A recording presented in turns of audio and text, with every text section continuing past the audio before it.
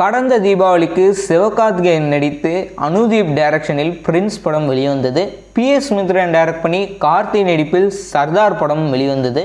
இந்த 2 படங்களில் சர்தார் படம் வின்னர் ஆச்சு, நல்ல ஒரு ஹிட் கொடுத்தது. அடுத்ததாக இந்த வருஷம் தீபாவளிக்கு கார்த்தி அப்படின்ற ஒரு புதுமை டைரக்டர் ரைட் அப்படின்ற ஒரு படம் கன்னடம் ரீமேக் மூவி எடுத்திருந்தார். சிவராஜ்குமார் இந்த கன்னடா மூவியில் நடிச்சிருக்காரு அப்படின்னு தெரிய வந்தது. அண்ட் கார்த்திக் சுப்ராஜ் டைரக்ட் பண்ணி லாகா லாரன்ஸ் அண்ட் SJ நடிப்பில் Jigarthanda double x movie review and public review ஏற்கனவே நம்ம சேனலில் அப்லோட் பண்ணியாச்சு. ஜப்பான் கார்த்தி நடித்து ராஜ்முருகன் டைரக்ட் பண்ணியிருந்தார். ராஜ்முருகன் இதுக்கு முன்னாடி ஜோக்கர் அப்படின்ற படம் அருமையாக கொடுத்துருந்தார். இந்த படத்தோடைய பப்ளிக் ரிவ்யூ நிறைய பேர் நெகட்டிவாக கொடுத்துருந்தாங்க, ரொம்ப மோசமாக கொடுத்த மாதிரிலாம் இருந்துச்சு. நம்ம சேனலில் அப்லோட் பண்ணியிருக்கோம். இப்போ இந்த படம் எனக்கு எப்படி ஃபீல் ஆச்சு அப்படின்றத பார்க்கலாம். இந்த படத்தோடைய கதை நகை திருடி போயிருக்கு. மொத்தமாக இருக்கிற மற்ற கடைக்கெல்லாம் சப்ளை பண்ணுறக்கூடிய ஒரு மெயினான ஒரு பிரான்ச்சான நகையை திருடியிருக்காங்க.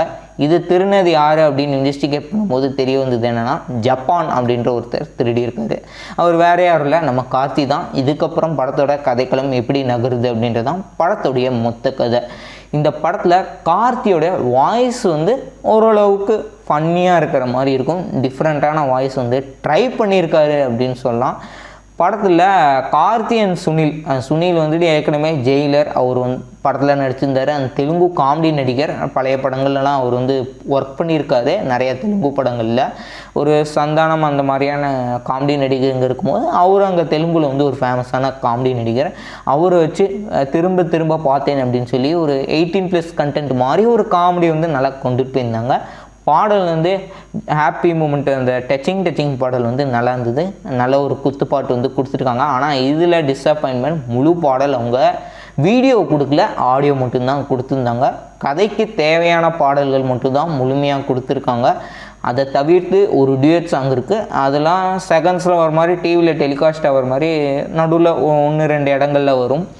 இந்த படத்தில் கார்த்தி பண்ணுறக்கூடிய காமெடி நல்லா இருந்தது. அண்ட் கார்த்தி அண்ட் அனு இமானுவேல் 2 பேர்த்துக்கு நடுவில் இருக்கக்கூடிய ரிலேஷன்ஷிப்பும் நல்லா கொடுத்துருந்தாங்க.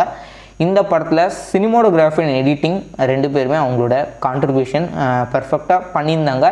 இந்த படத்துடைய ட்விஸ்ட் அண்ட் டர்ன்ஸ் எல்லாமே நல்லா இருந்தது. தன்னுடைய கூட இருக்கிற நபர்கள் கார்த்திக்கு பண்ணுறக்கூடிய செயல்கள்லாம் ட்விஸ்ட் மாதிரி கொடுத்துருப்பாங்க.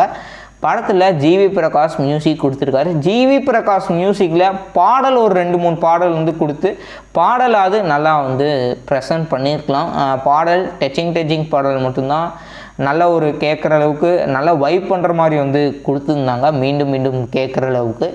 இந்த படத்தோடைய நெகட்டிவ், படத்தோட கதைக்கேற்ற மாதிரி ஸ்க்ரீன் பிளே இவங்க ப்ரெசென்ட் பண்ணல. ஸ்க்ரீன் பிளேவை இன்னும் கொஞ்சம் நல்லாவே ஒர்க் பண்ணியிருந்தாங்க அப்படின்னா நெகட்டிவ் ரிவ்யூ கிடைக்காம பாசிட்டிவ் ரிவ்யூ கிடைக்கிறதுக்கான வாய்ப்பு இருக்குது.